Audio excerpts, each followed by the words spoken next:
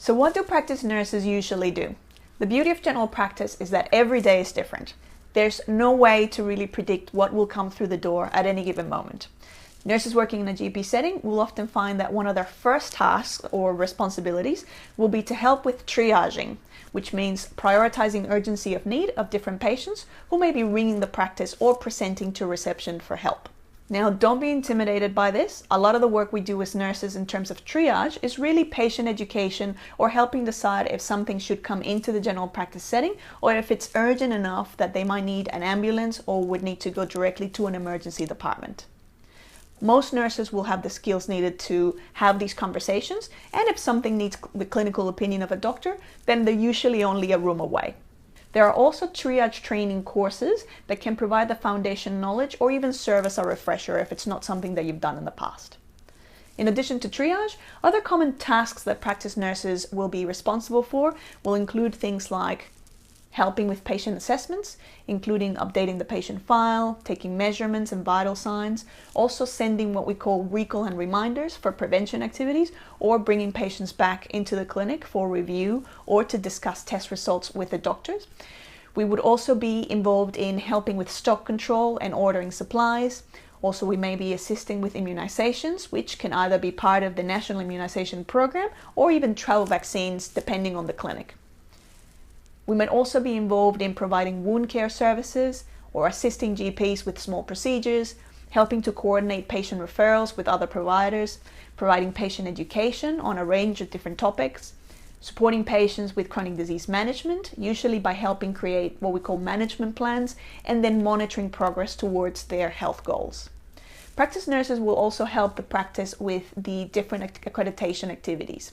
And they will also be involved in clinical discussion and contribute ideas towards improving the quality of practice services. So what training do you need to do to work as a practice nurse? Well, there is no particular training that a nurse is required to do before starting work in a general practice.